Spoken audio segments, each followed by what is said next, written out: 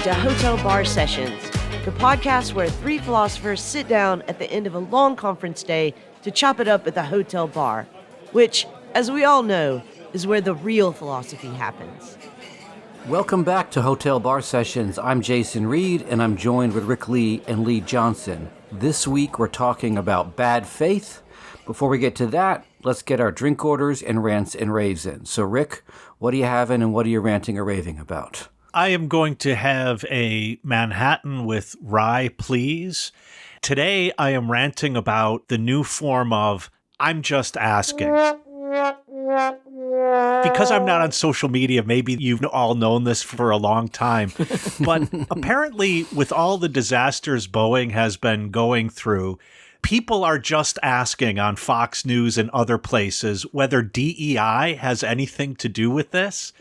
It came up again in relation to the boat crashing into the bridge in Baltimore. The mayor of Baltimore is African American, and people are just asking whether DEI has anything to do with it. Forget the fact that the mayor was not driving the ship, that the mayor was not on the bridge, that the mayor, in fact, was at home tending to a child at 3 a.m, but somehow the fact that he's African American leads to a boat crashing into the bridge.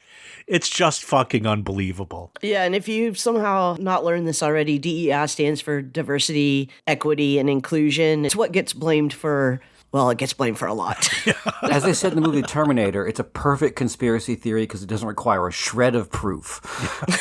Almost every company has a DEI initiative, so when anything goes wrong, you can always point to it. Right, and the I'm just asking is a way of getting something on the table without taking ownership of it. It's cowardly and it's bullshit. So, Leigh, what are you having and what are you ranting or raving about? I think I'm going to have a margarita today, and I'm raving about the open source nerds who keep the internet running. So back in late March, there was a bug introduced by a persona on the internet named Giaton called the XZ bug. And if it had been distributed widely, it would have been able to get into a kind of security backdoor in the Linux systems that control a lot of the servers that power the internet. Fortunately, someone caught it ahead of time, so not too much damage was done.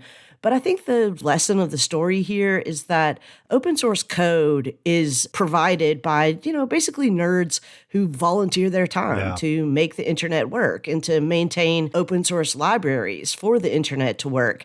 And it turns out that XZ utils, which would have provided the backdoor for this malicious code, is actually controlled by only one guy. And that may seem like a terrible idea. Like, why does only one guy control this? But that's how open source code works. Somebody raises their hand and says, look, I'll do this. I'll take care of this. I think the other lesson to take from this is that this guy, we don't know who it is, this persona, Giaton, who introduced the malicious code, this had to have been a long play for him, right? He had to have earned the trust of that community in order to eventually introduce this code. I mean, he was working in open source code for like 2 years and had done a lot of really good work. And so people trusted him and therefore probably didn't double check some of the things that he did. And that's how he got this malicious backdoor code in. These open source nerds get no thanks. We all depend on them. So I'm raving about them today. Jason, what about you? What are you drinking and what are you ranting or raving about? I'm going to have a Bundaberg ginger beer. It's a new ginger beer I just discovered. And I am raving about Children of Time by Adrian Tchaikovsky.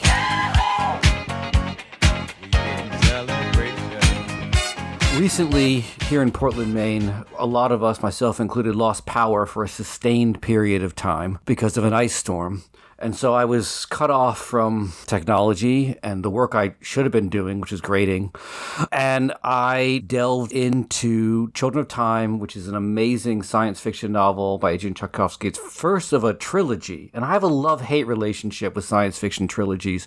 Even when they're good, they always feel like such a time commitment. But this book is amazing. It has great stuff about animal intelligence, specifically spiders. It has great stuff about religion, about artificial intelligence, about technology and our dependence on it. If the rest of the books are as good as this, it's an amazing series. So, Rick, we're talking about bad faith. What's bad faith and where does it come from? Well, I was hoping you all would help me figure that out. But today is our last episode of season 9. And as is our custom, we are turning to a particular text or argument or concept in the history of philosophy. And today we're turning to the concept of bad faith, which comes up in the book Being and Nothingness by Jean-Paul Sartre in his analysis of consciousness. So today we're going to take a deep dive into a section from Being and Nothingness on bad faith.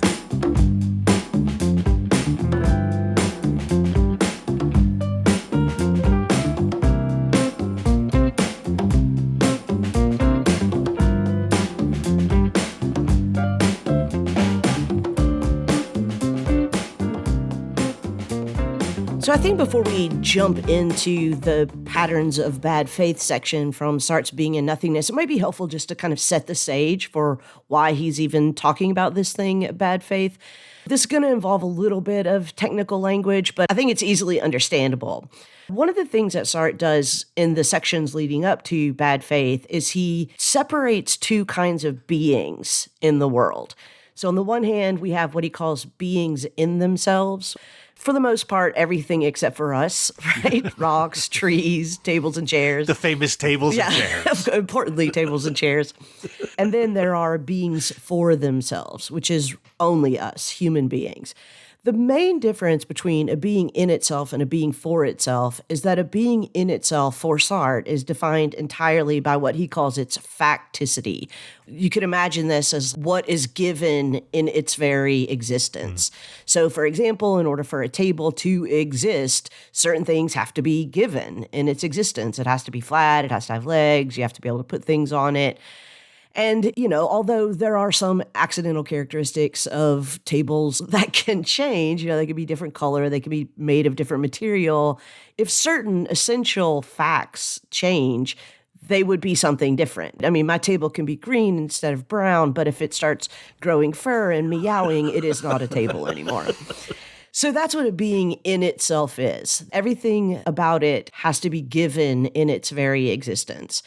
Now, contrast that with the kinds of beings that we are, which are beings for themselves.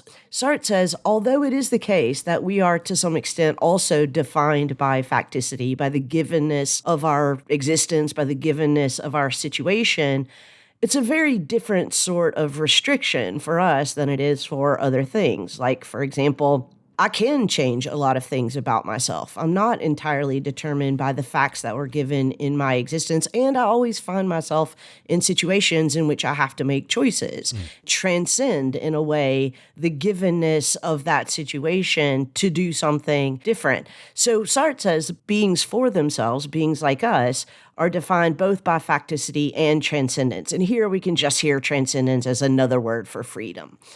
So, given that distinction, Sartre says, look at us, we're very weird kinds of beings.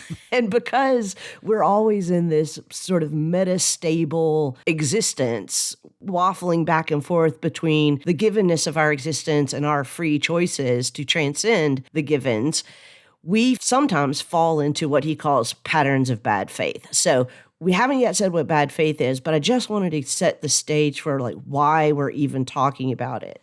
Leigh, you pointed out something in situating bad faith within the text that I think is really important, and that is in this freedom that belongs to beings like us, there's also a kind of making, right? That we are beings who, in a way, make our own being. That's part of the freedom that you were pointing to.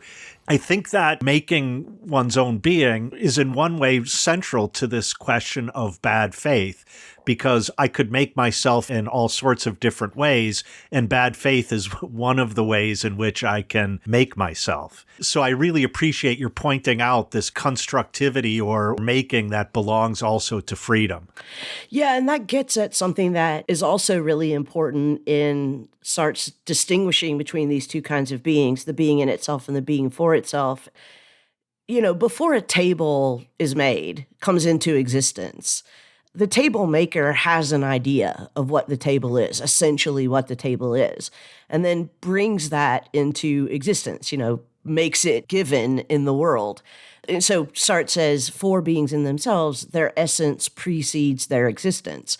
However, for beings like you and I, this is how I explain it to my students, there is no possible way that your parents could have known who you are now prior to your existence. As Sartre says, we're born into the world and we're condemned to be free. Who you are now, your essence, and I'm sort of putting that in scare quotes, but your essence is a consequence of a billion decisions, free decisions that you've made since you were born. So again, for Sartre, unlike a being in itself, a being for itself, its existence precedes its essence. So yeah, it is all about the making of ourselves, the becoming who we are. Right. So you're saying my parents didn't realize I would be a podcaster?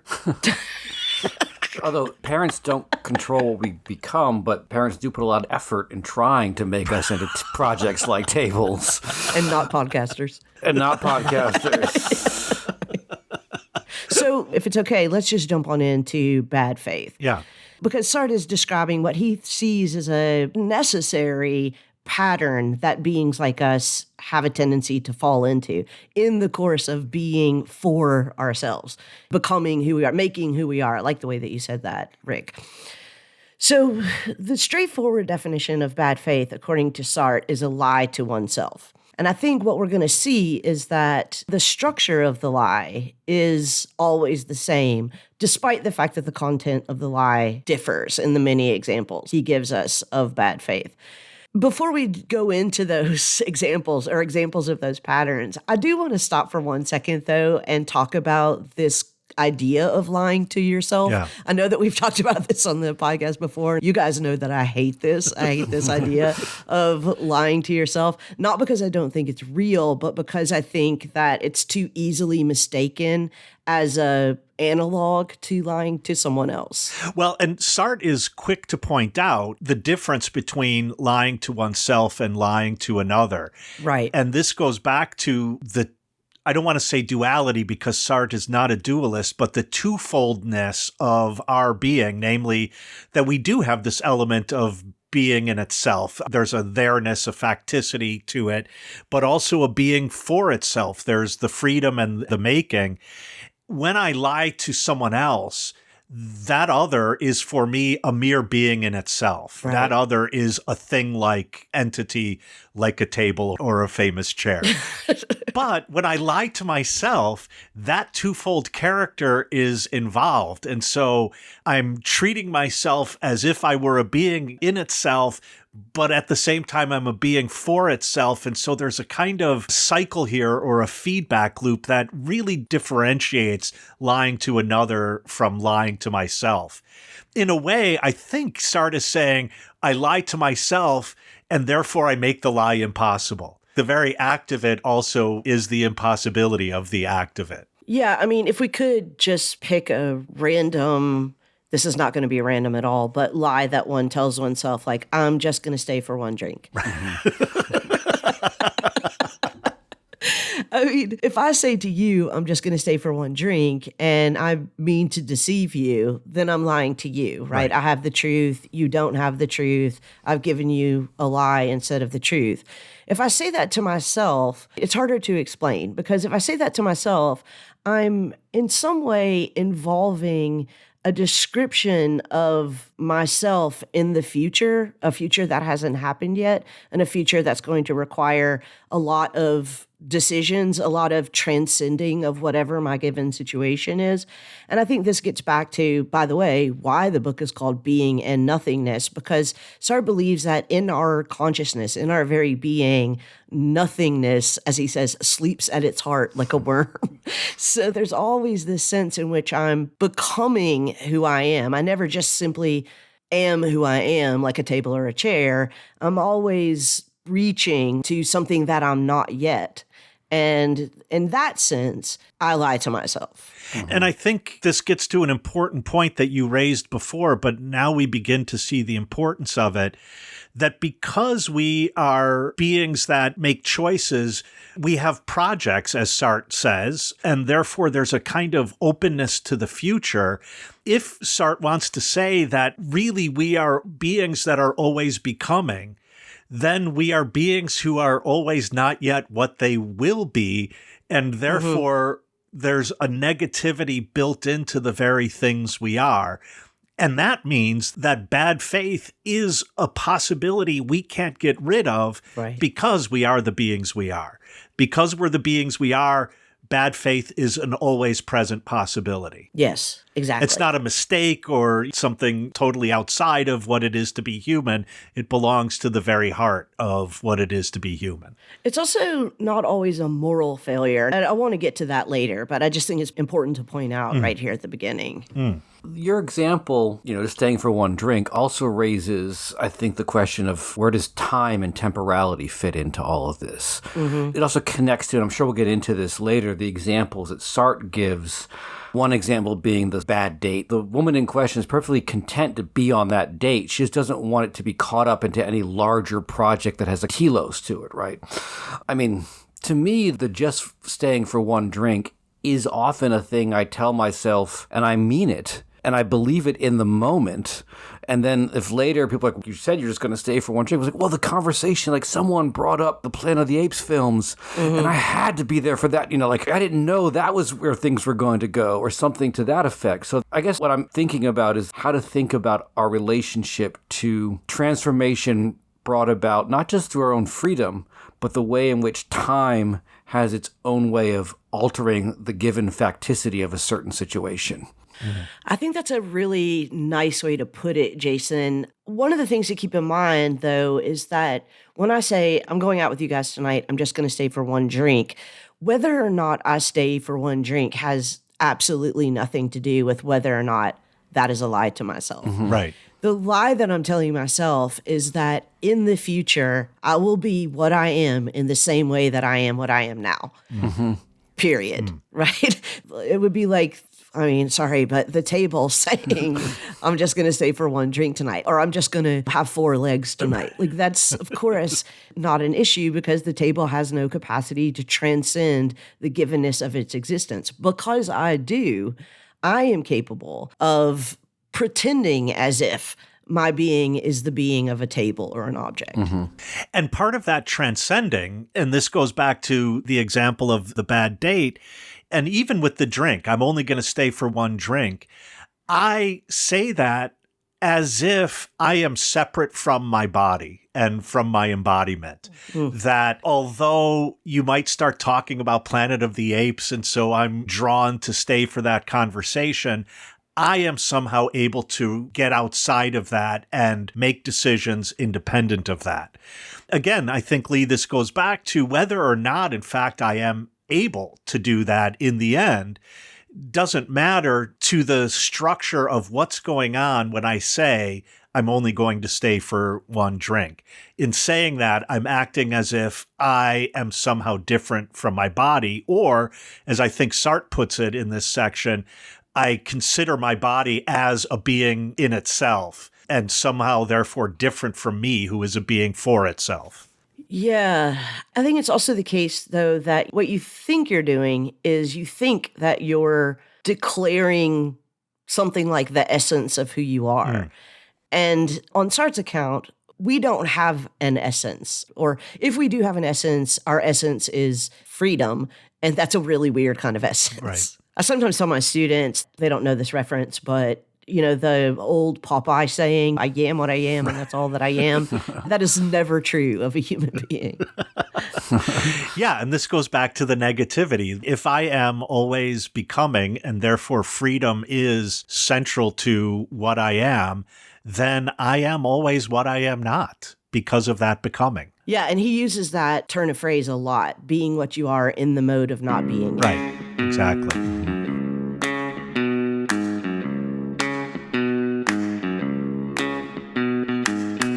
You know what would really suck right now? A commercial.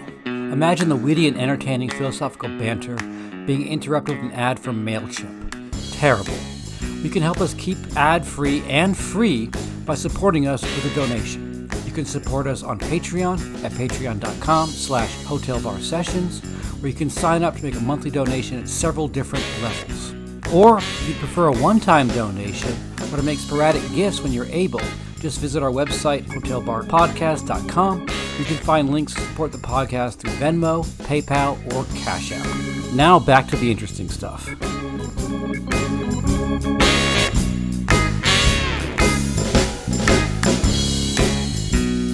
Well, let's go ahead and jump into some of the examples of patterns of bad faith that Jean-Paul Sartre provides. This is one of the things I really love about Jean-Paul Sartre is he gives really rich examples. And probably the most famous example of patterns of bad faith is Sartre's story about the garçon du café, the waiter in the cafe. Basically, it goes like this. Actually, let me back up a second, because Sartre's, of course, writing this in mid-century Paris, so everybody's hanging out in the cafes. If somebody said, you know, you're acting like a waiter in a cafe, that would have been a reference that was very familiar to everyone. But since that's not really how cafes work today, I'm going to change up the story a little bit. We're going to have a waiter in an Applebee's, okay? So, listeners, I'm going to ask you to imagine an Applebee's waiter. By the way, isn't Applebee's as such bad faith? Touche. Okay, imagine an Applebee's waiter. Now, think, what does he look like? What's his name? How does he act? How does he move? The fact is that if you've ever been to an Applebee's or a Chili's or any of those sorts of restaurants, you've got it in your head, right? There's this guy, his name's whatever, Kyle. He's got, a little bit of a scruffy beard. He's probably in his mid-20s. He's wearing slacks and black tennis shoes and an apron, et cetera, et cetera. He comes over, he squats down at your table, and he's like, hey, guys, how we doing? Can we start you off with some appetizers or something to drink? And you can describe exactly the essence of this Applebee's waiter. Now, imagine that you were his friend. You came into the restaurant, you're sort of watching him work, and you're noticing this. You're noticing that he's got these clothes on, that he moves in a certain way, that he approaches people in a certain way, that he's a little too solicitous, that he's a little too friendly, he's a little too peppy. And you think to yourself, this is not how Kyle is in the real world. Why is he acting like this? If you went up to him and said, Kyle, WTF, man. Like, why are you wearing those clothes? Why are you acting like that? This is not how you are. What are you doing? Why are you acting like this? He would probably say, because I have to. It's my job. I got to pay the rent. Right. I'm trying to make tips, whatever. Sartre is going to say that what Kyle is saying there, what the Applebee's waiter is saying there, is that he is a waiter like a table is a table. Right. That he has no choice at all in what he is, what he's doing. But even as those words come out of his mouth, he knows that he woke up this morning, he put on those clothes, he drove to Applebee's, he's the one that upsold appetizers. He is freely making all of these decisions, and that he could have made literally infinitely other decisions, that he's so free, that the explanation, I have to do this, is almost laughable. So the lie that he's telling himself is that he is not a freedom, that he is just a being in itself, a waiter the same way a table is a table. I think it's too easy to jump outside of Kyle and look at it from a social perspective or the perspective of another individual. But the structure of bad faith is we have to look at it from Kyle's perspective or from my perspective if I am a waiter. We could say, well, he has the role of the server in a restaurant is a role of emotional labor, and that's a role given by society, and so its rigidity comes from there. Yes, that's all probably true. But I think, Leigh, what you were pointing out in your description is, what is Kyle doing internally to Kyle when he says, it's my job, it's what I have to do? That's where bad faith comes up. Right. Because he doesn't have to do it. Because he doesn't have. Yes, right. Of course, the roles of this job are socially constructed and imposed on him, but he doesn't have to be a waiter. He doesn't have to be a good waiter. He could be a shitty waiter. He's making choices, and he's, as Sartre says, fleeing his freedom in saying, I'm not making choices. Well, he does have to sell his wage labor in order to survive in a capitalist society. Okay, so I didn't want to go here immediately, but no, he doesn't, right? I mean, he could choose to starve to death. Okay, so trigger warning, listeners, this is something that comes up again and again and again in Sartre's discussion of freedom. Sartre does say, as long as you're alive, you are never not free. And that means that at the very least, you have the freedom to end your life.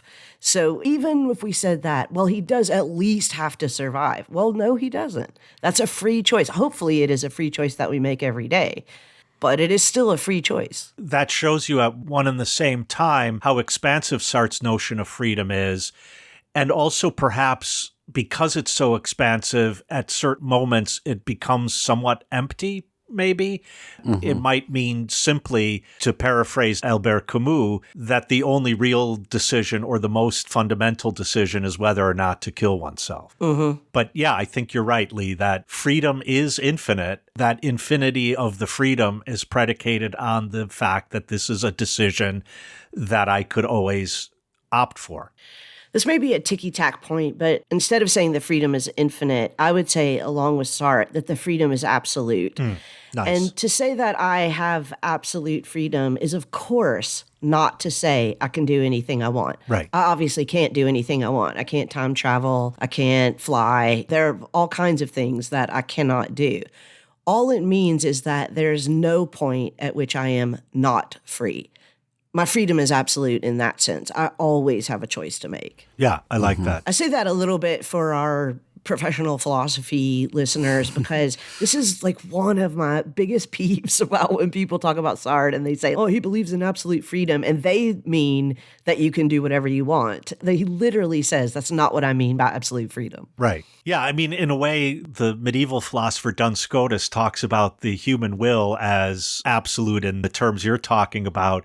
And he says that, for example, if I'm falling off a 10-story tower, I can will that I'm not falling. And the fact that I can't stop falling does not impact the absolute nature of the will. Yeah, I mean, if you're in a prison cell and chained and blindfolded and like imagine the most unfree situation that you can imagine, you're still free to, I don't know, plot your escape, right? Yeah. Like miss your mother, fall into despair. That is, I don't think an empty sense of freedom. I think it's an important sense of freedom, but it's obviously, depressing. I mean, it's anxiety producing. I mean, it's a freedom that makes its most manifest appearance in suicide itself. And in some sense, it's very different from freedom conventionally understood is the ability to do whatever you want. It's more, you always have the freedom to say no to whatever is imposed upon you. See, I would disagree. And this is maybe where I find Sartre more optimistic than anxiety producing. I don't think it's the freedom to choose suicide. I think it's the fact that every day you get up and have the freedom to choose life, to choose Applebee's. That's depressing. Yeah, where's the optimism, Leigh? But let's go back to the waiter for a second. Let's go back to Kyle. Because ultimately, Sartre wants us to ask, why is he saying this? Why is he saying that he's a waiter like a table is a table? I don't think he's criticizing the fact that we all play roles. Right. I tell my students this in class all the time when we're talking about Sartre. I say, right now, you're acting at being a student. I'm acting at being a professor. This is not how we are in our normal day lives. You're sort of being a student like a table is a table. I'm being a professor like a table is a table. That's just how we have to get along with one another. The problem is when you say, I have to do this. I have no other choice. I am a student like a table is a table, or I am a professor like a table is a table. We are not. I say to my students, you can get up and walk out right now. You can quit college. You can go work at Applebee's. It's a choice. It's a freedom that you have. So why is he telling this lie to himself? Well, part of it goes back to this issue of anxiety, that in some sense, if I weren't being a waiter as a table is a table, I'm now thrown back on a realm of possibilities that is vertiginous. It can make your head spin. In a sense, I think you were going there, Leigh. just in order to get by and survive, I need to act as if I'm a professor in the way that a table is a table. Because if not, then what? Possibilities, the limits of which I cannot see. That's one aspect of the vertiginous nature of, like, well, let's call it a confrontation with your absolute freedom. That's one, is that like, oh, there's so many choices. There's so many other choices that I could be making. Every time I say yes to one thing, I'm saying no to literally everything else. There's so many other things that I could be saying yes to. That's one aspect of it. But the other aspect of it is, I have to take responsibility for the choices that I have made. I don't just have to be this way. Right. I can make different choices. And that is also, according to existentialism in general, as a philosophy, that's part of our angst-ridden existence. We flee our freedom because we flee our responsibility. Can I ask a question about the waiter example? Because I do feel like, as you said, Sartre probably picked this because he may have been sitting at a cafe when he wrote it, looked up and was like, what's an example of, that guy. Yeah. So waiter. And it kind of calls back to a sort of Parisian cafe culture. But I think it plays differently now because a waiter in contemporary parlance is often someone who doesn't over-identify with a waiter. A waiter's kind of a day job. They want to do something else, right? So here's my example. I want to know if this could be considered a different example of bad faith. So you have a waiter in LA, right? And whenever anyone asks them what they do, they say they really are an actor, right? They're just waiting on tables now. But in truth, they haven't been in anything in a very long time. Their agent has stopped returning their calls a long time ago. They've even stopped slipping their headshot in with menus when producers show up at the restaurant anymore. They haven't done anything towards this acting identity, but they cling to it because they don't want to admit they're just waiting tables. Is that bad faith?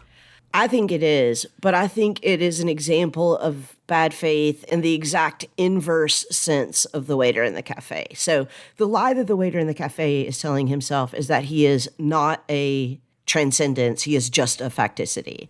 Right. I think in your example, what your waiter / actor is saying is that he is a pure freedom. He's just denying the givenness of his situation. He's denying the facts that are around him and just saying, because I state that I'm an actor, I'm an actor. And that's also a very, very, very common lie that a lot of us tell ourselves. I mean, most of us, when we're up against a deadline, right, after we didn't stay for one drink, we'll be like, oh, I know this is due at 8 o'clock in the morning, but I'm just going to knock it out tonight and it's going to be great, right? As if I am a pure freedom, unrestricted by the given facts of my existence. But, Sartre himself says that these two sides are, I'm in bad faith when I say that I am what I am not, and I'm also in bad faith when I say that I am not what I am. Right. And so I think in the I'm just going to stay for one more drink sense, there I'm saying I am someone who I am not, namely a one drink stayer. I mean, I've never been a one drink stayer. So you're a bitter ender. I am a bitter ender. Yeah, this is the exact phrase that he uses. We're always being what we are in the mode of not being it, or not being what we are in the mode of being it. Yeah. What's interesting about the waiter in Sartre's sense, but maybe also the waiter in the sense that you, Jason, were raising, is that, as Sartre puts it, there's a weird moment here in which I know and yet I act as if I don't know, or I know and then I lie about knowing, lie to myself about knowing. If lying is related to the truth, then bad faith is a weird kind of lying, because something is true and I know that it's true and I say the false. That duality there is really at the heart of this structure of bad faith. See, I think that in bad faith, lying is not about the truth. Bad faith is always about the future, in a way. And you cannot tell the truth about the future.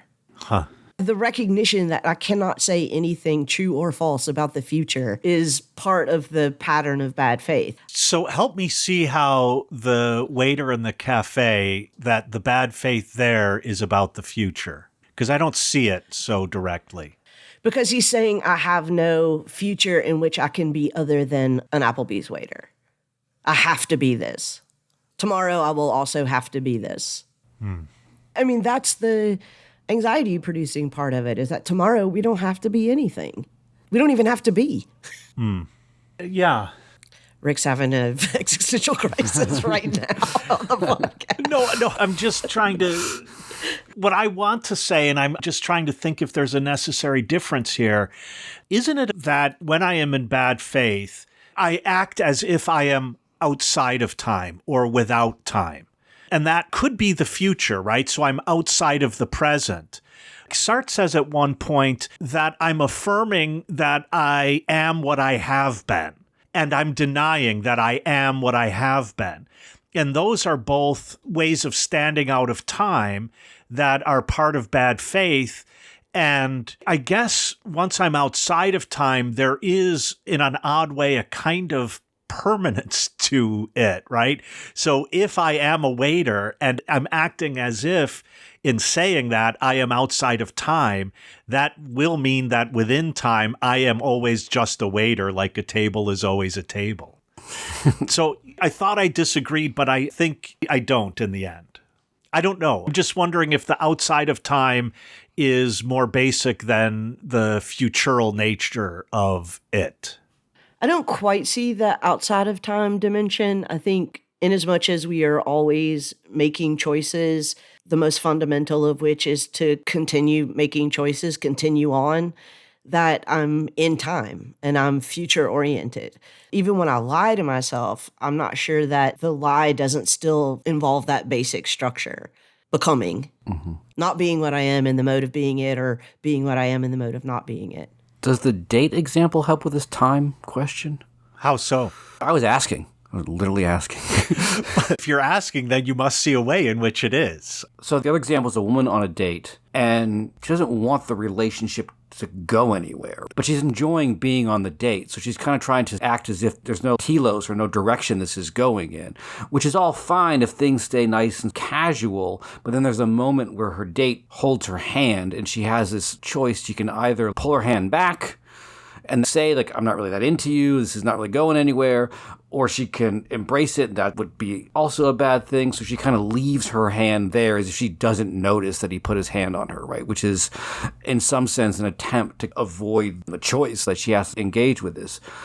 I mean, in my reading, it's a kind of bad faith that acts as if moments of facticity do not in themselves add up towards something in selecting them again and again. That you can't just keep dating someone without it going somewhere. Someone's eventually going to ask, where's this relationship going?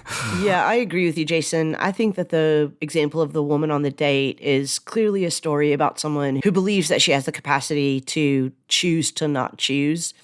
Even though, of course, we all know, I mean, we've seen it on the street when somebody tries to hold someone's hand and they neither hold the hand back nor pull their hand away, but just kind of leave it there like a dead arm. Right. That is making a choice, right? Right. We know what the message is there. But I think that the woman on the date is exhibiting bad faith, like that example that you gave earlier about the waiter actor. I think that she's acting like she's a pure freedom, that she's unrestricted by the givenness of her situation, and in some ways is so free that she's free to even not make a choice. Yeah, but at the same time, he points out that when she leaves her hand like a dead fish in his hand, what she's also doing is treating herself in terms of embodiment as a thing in the world. Yeah. And so then, in a sense, she's like, oh, look at that hand over there, as if it's not her hand. Yeah. Yeah. I guess what I had in mind, and Jason, you're right, it does come up in the discussion of the date, and I'll just quote it. Sartre says, let us note finally the confusing syntheses which play on the annihilating ambiguity of these temporal ecstasies, right? So standing out of time. Affirming at once that I am what I have been, the man who deliberately arrests himself at one period in his life and refuses to take into consideration the later changes, and that I am not what I have been, a man who in the face of reproaches or rancor dissociates himself from his past by insisting on his freedom and on his perpetual recreation. I think that's what I had in mind when I was talking about the outside of time in general. But I think you're right, Leigh, that he goes on very quickly to go back to this issue of what is a being like that is a being who is constantly making itself. And there then, I think because it's becoming will always point to a futurity. So yeah, I see the point here. There is one other example that he gives about patterns of bad faith, and that's this example of, I'm going to say the homosexual and his friend, although the word that's technically used is the pederast and his friend. Maybe we should just address that right here. Well, yeah, he uses both terms, actually. Yeah. And the example is the homosexual denying that he is a pederast. Yeah. Let me just start out by saying I find this entire example objectionable, and I think it goes against the very idea of bad faith that Sartre has been developing in this section. Sartre acts as if this is an example of bad faith because the homosexual can't but be a pederast. You know, he talks about the waiter and he quickly says, no, here I'm not referring to or worried about the ways in which these are social stereotypes or social roles, but I'm thinking about these as elements of bad faith. And here he's trading entirely on a stereotype. Yeah. And I think that this example itself is in bad faith. I agree with you. I'm wondering if you guys would allow me to try to recuperate this example and leave the pederasty out of it. Yes. Okay. So I can imagine this actually being a pretty helpful example of bad faith if we just made the homosexual a homosexual. So let's say we've got two guys, they're friends, they're named Rick and Jason. And for as long as Jason has known Rick, Rick has always had relationships with other men, sex with other men, romantic desires towards other men. But Rick has never said to Jason, I am a homosexual. That's the scenario. Right. So Rick and Jason go out one night for drinks and they're hanging out and they're talking about things. And Jason says to Rick, look, Rick, it's 2024. Nobody cares. Just admit that you're gay. Just say it. I am a homosexual. And Rick says to Jason, dude, that's so offensive. I'm not a homosexual like a table is a table.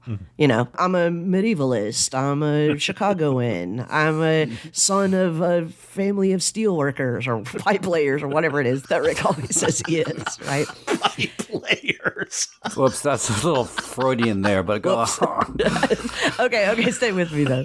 Okay, so that's the scenario. And I think here we could actually see almost two instances of bad faith. On the one hand, Rick is right that Jason is treating Rick like Rick is a homosexual, like a table is a table. So now we're back to the waiter in the cafe thing. Like Rick is not a homosexual like a table is a table any more than the waiter in the cafe is a waiter like a table is a table. However, I also think Rick is in bad faith in a similar way to the woman on the date is in bad faith, that he thinks that his freedom is so pure, so absolute, that he can just deny the facts of his situation, right? I mean, yeah, okay, you're a lot of things, but you're not so free that you can just decide that having only same-sex relationships is not the very definition of what it is to be a homosexual. It's not, the meaning of what it is to be a homosexual. So I think there's two really interesting examples of bad faith there. I also think the other problem is today in 2024, we're no less settled on the question, is somebody a homosexual like a table is a table, or is it a choice, right, than they were in 1950 when Sartre is writing this book. But I think, Leigh, your reframing of the example points to a really important aspect of this question of bad faith. Because in my saying, I am not a homosexual like a table is a table, I'm not just denying my own being in itself. I'm also denying that I have made decisions over and over and over again that have brought me to who I am and what I am and where I am right now. And I'm sort of like, oh, but that wasn't me. Yeah. This is me now, as if I could choose that wasn't me. Like the one who stayed to the bitter end wasn't me. But the one who's saying I'm only going to have one drink is, like starting now, this is me. That really gets to the heart of why this section on bad faith is so important to Sartre, because ultimately any pattern of bad faith is going to be a way of fleeing responsibility. And fleeing responsibility is always going to be a way of denying that we are the kinds of beings that we are. We are absolutely free, which means that we're also absolutely responsible, but we are in a given situation, factical situation, right, with other freedoms.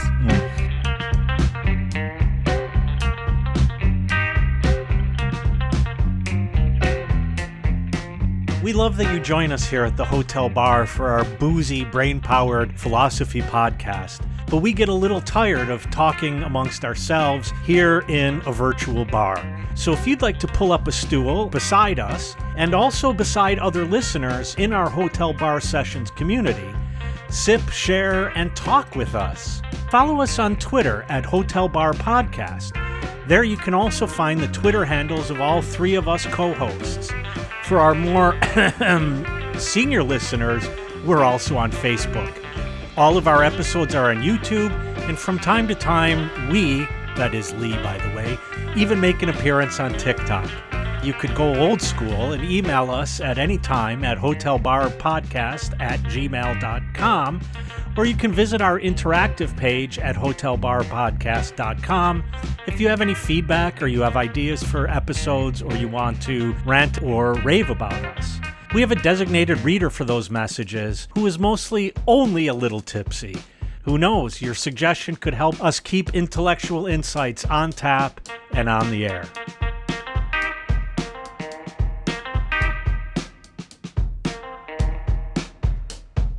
There's just one last example that Sartre gives that it doesn't really explicitly frame as a pattern of bad faith, but I think is an example of a pattern of bad faith. And I just like to talk about it here because I think, especially right now, given the mental health crises that are going on in all generations in this country, that it's a really important thing to talk about. And that is this example of sadness. So again, I'm going to kind of tweak the example a little bit, but it's important to just say here at the outset that what Sartre is really questioning is the manner in which we talk about our feelings, we talk about our emotions, as if they are something that happened to us, right? That there's no freedom or choice in our emotional states. The way that I present it to my students is I say, imagine that this morning you woke up and you got a telephone call and whatever it was the saddest news you've ever heard, the worst news, and you were incredibly distraught, incredibly upset. But for whatever reason, you decide you're going to come to class today anyway. So you come into the room and you're sitting here and you're crying. You're visibly distraught. And as the time for class gets closer, other people start to enter the room. What would you do?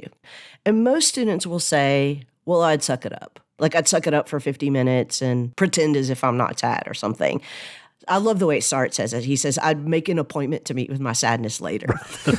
But I think Sartre wants to point to that as an example of the way that we do in some ways choose our emotions. They're not just things that happen to us, that we choose to engage in a project of being sad or engage in a project of sucking it up and not being sad. And, students will always say, oh, but you're still sad. You're just covering it up. And that gets complicated because what does that even mean? Like, what is sadness without the expressive part of it? Kind of doesn't make sense. But even if it wasn't, I'm just suppressing my sadness. Let's say you're sitting in a room and you're distraught and, I don't know, the room catches on fire or a shooter walks in the room. You're going to stop being sad and you're going to start being afraid. You're going to make a choice about the kind of emotional project that you're going to engage in. And for that reason, it's an important semi-example of bad faith because we do blame our emotions for things in the same way that the waiter blames his job, as if it's just happening to me. There's nothing I can do about it. I don't have any freedom in this. Now, let me say, we're talking about garden variety emotions here. We are not talking about clinical depression. Right. That is an entirely different thing that has to do with your physiology and chemistry and neurology. And I'm sure everybody knows this, listeners, but like the worst thing that you can say to somebody who's clinically depressed is just choose to be happy, right? Don't do that. But if we're just talking about garden variety emotions, I think he's got a good point because you do hear a lot of people say, well, what did you expect me to do? I was angry. I couldn't help it. I was sad. I couldn't help it. I was in love, and that's bad faith, I think. Yeah, and I think one aspect of this is that Sartre wants to point out that for those who want to say, no, you are sad, you're just not aware of it. He asks the question, so what's the difference between sadness and the awareness of sadness? Yeah. And it seems like we can't make a distinction between that because the person who is sad but not aware of it, strangely, is very much like the one who is not sad. The fact that the awareness of it is part of the emotion is where the issue of decision and project emerges. I can engage in a project of not being aware of it. And therefore, it's difficult to say, I'm sad just like the person who is sad, except entirely different. Yeah, and being sad is not like being green. Right. You know, there are lots of different ways to be sad. I can engage in the project of being sad in many, many, many different ways, and they're not all the same. But the sadness doesn't just happen to me like a virus happens to me or something. But Leigh, you've been talking a lot about the centrality of responsibility in this question of freedom. And earlier, I thought you said it's not moral responsibility. And I'm wondering, could we talk about what kind of responsibility is going on here if it's not moral responsibility, or is it moral responsibility? What I wanted to say was, I don't think acting in bad faith is all by itself a moral failure. Like, I don't think that there is such a thing as good faith. For Sartre, acting in good faith would be also in bad faith. He actually uses this example of sincerity. I mean, sincerity is to say, like Popeye, I am what I am and that's all that I am. And of course, that's also in bad faith. You are not. You have to keep choosing to be what you are. So that was what I wanted to say just about acting in these patterns of bad faith. I don't think that they're moral failures. I think that they're just a consequence of being the kinds of beings that we are. However, all examples of bad faith, I do believe, are a way of avoiding responsibility. And I think that that's where we have to go back to this notion of absolute freedom being so important to Sartre, because if our freedom is absolute, then our responsibility is also absolute. That is a much harder thing to reckon with. Talk about vertiginousness. Exactly, right? I mean, we want to say that we're, for example, not responsible for things that we weren't the primary actor in, or I can't be possibly responsible for things that I don't even know about. But we are. I mean, right now, somewhere in the world, well, somewhere here in Memphis, there are children who are starving. And I think you both would agree that we believe children's hunger is a hugely important thing, like more important than a philosophy podcast.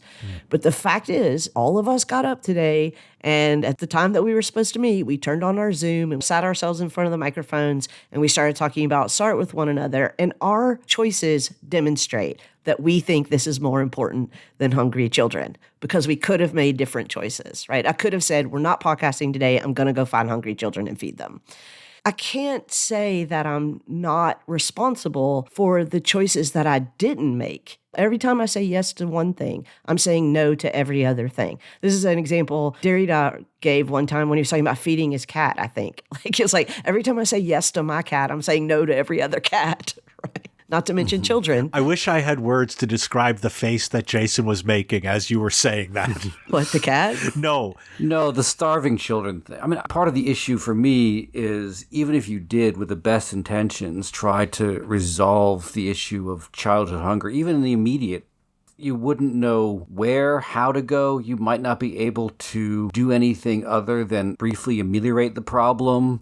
This is always, to me, the Sartre question. A lot of philosophers were like, part of the problem is how to reconcile two different books. And for me, it's always Being and Nothingness and the Critique of Dialectical Reason, where Sartre wants to talk about social structures and the way we're situated in the practical inert, and wants to reconcile his idea about absolute freedom with some understanding of social relations. And to me, that's always been the lingering problem for how to think about Sartre. I mean, I do think bad faith is a very useful concept for thinking about the way in which facticity is not all we are, and every time we say that, we're in some sense engaging in a certain kind of bad faith. And also, freedom is not what we are. That dialectic I totally agree with, but I'm not sure if I agree with the idea that we can all think responsibility in that way without thinking a lot more about what it means to exist in and through social relations. I don't think that these two things need to be reconciled. I think when I'm talking about social relations, superstructural elements, I'm talking about how problems are made and solved. When I'm talking about my responsibility, I'm just talking about whether or not I'm saying yes or saying no to helping a problem or even identifying a problem. To say that you personally couldn't have made any choices that would have, I don't know, stopped the invasion of Gaza or fed all the hungry children in the world. Well, yeah, of course I couldn't. But my ability to solve a problem is not the determinant of whether or not I'm responsible for saying no to doing anything at all, which I am doing right now. And I could have made different choices to do something. And I think that the choices that I'm making are choices that I can say yes to. I think education is important. I actually think podcasting is important. I think taking care of my cat is important. I think those are things that I can say yes to. But I know that I am a finite being. I can't say yes to everything. But I can't say that I'm not responsible for the things that I say no to. I wonder if the sense of absolute responsibility comes very close to a notion of not being responsible at all.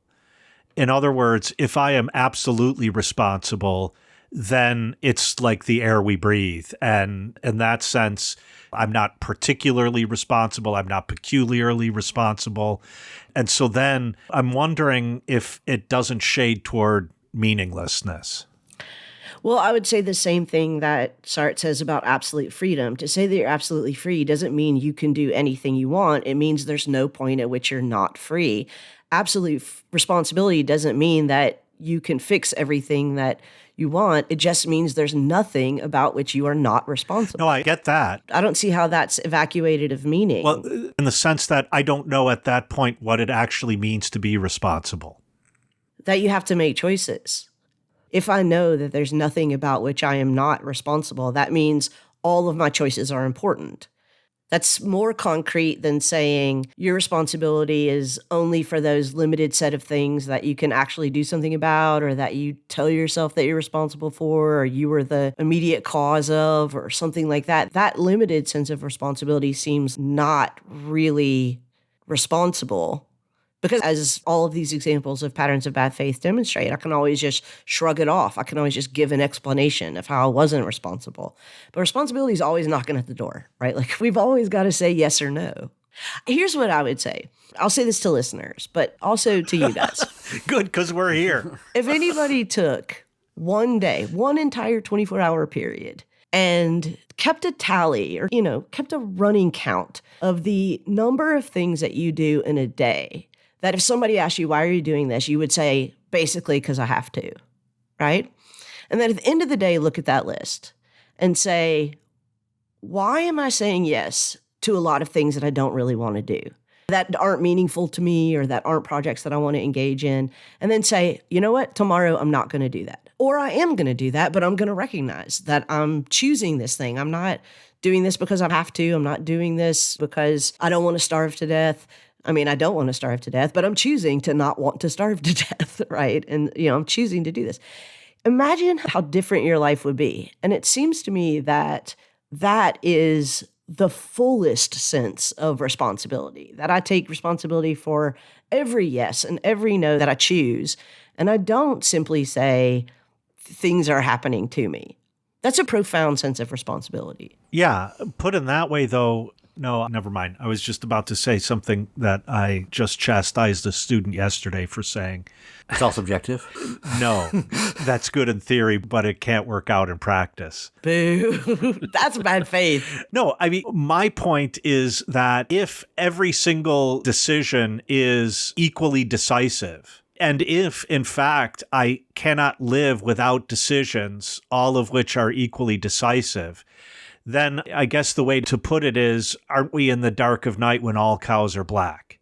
Decision, it's like the air we breathe. Yeah, in one way, it's the most fundamental thing, and it's really crucial. And on the other hand, it's the most meaningless thing and the least crucial thing, just because it's absolutely necessary and nothing else I do can go on without it. It becomes the least important thing to me. Yeah, like the air you breathe. Yeah. That's what I'm saying. But that's the most important thing to you. Like, because it's there all the time. It's literally how you be, how you are. Exactly right. Because it's the most basic thing. It's the one thing that has to be given, and therefore it, in a way, doesn't matter to me. Like, it never occurs to my consciousness. It's never part of what I do to think about and worry about the air. Yeah, I think that's a good point. I think what Sartre would say is, but it should be. It should be the fact that we think about our responsibility, that we think about how pervasive and ubiquitous and absolute it is. And not thinking about it is part of our, honestly, psychological survival habits of just trying to slough off responsibility. I suppose as a broader point, what I would say is that I would be suspicious of any moral theory that is looking for ways that we are not responsible, to limit our responsibility instead of expanding. And what's also interesting, especially in relation to an episode that has come out recently on psychoanalysis, Sartre points to something like the unconscious as precisely this move that you're pointing to, Leigh. We like to go to the unconscious to say, yeah, but I'm not responsible for that. You know, if it's unconscious, that's like the id, you couldn't say table more clearly than to call it it. Yeah. And I think that's a really interesting part of his argument, that psychoanalysis could, in the end, just be a way to try to avoid understanding the responsibility that we, in fact, have. Yeah. It's not me, it was my unconscious. Or not even mine, the unconscious.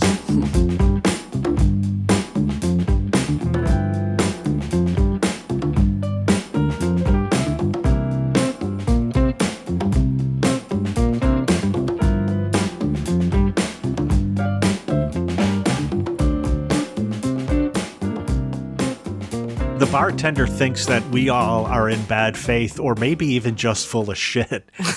So we are going to have to end this. But I don't think, Leigh, we can end this without recognizing that this is going to be our last episode with Jason, who has made a decision that he is not a podcaster like a table is a table.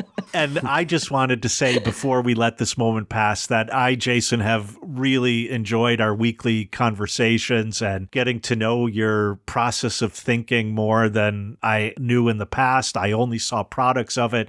I didn't see how the sausage was made.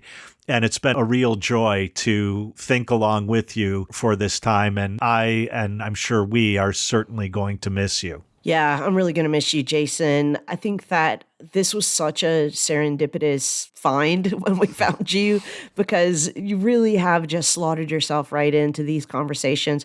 I've learned so much from you. If I could just, go back to a fond memory, I remember right at the very beginning, maybe halfway through the first season, you saying something like, you guys have your thing, like Rick's always going to talk about having just Descartes, and you're always going to deconstruct something. And like, I need to know what my thing is. And now we know it's Spinoza. It's Spinoza and work. But this has just been absolutely fantastic. Listeners, Jason's not leaving. He's still staying on the team. I'm really excited about the things that you're going to be doing with your activist life. And yeah, I'm really going to miss you, Jason. Well, thank you so much. I'm going to miss it too. And I think, this is the other part of freedom is we do have to make choices, and any choice worth making is always going to have some regret, because there's always the possibility that I could have kept doing this. And, I don't get to talk about bad faith in this sort of way or have these sort of conversations. And I always learn something in every conversation about both how you think or how the world is, and learn something about the limitations of my own ways of approaching things. So it's been truly great. But I do have to say, I want to tell this Sartre anecdote that I can't not tell. And you can cut it. No. It might not be necessary. So there's this book called Modern French Philosophy, I think, by Vincent Descamps. Oh, yeah. In which he gives a pretty scathing summation of Being and Nothingness. He says at the end of 600 pages, we learn little about being and nothing about nothingness. Okay, so I read this book a long time ago, but I was like, damn, that is such a burn. I remembered that for years. And then a few years ago, maybe even less, maybe within the last year and a half, someone was on Twitter and they were talking about great put downs and reviews and so on. And so I said, well, here, I just typed this one out. Vincent Descombe in this book says this, and I'll always remember that. And guess who liked it on Twitter? Jean-Paul Sartre. No, Vincent Descombe. I think that's bad faith. I bet he has a backyard full of hatches just like me. We can talk about the bad faith of, Google searching yourself, or what do they call it? Ego searching yourself. Yeah. I'm not sure how that fits into bad faith, but if I can't tell that story now, I'm not sure when I can tell that story.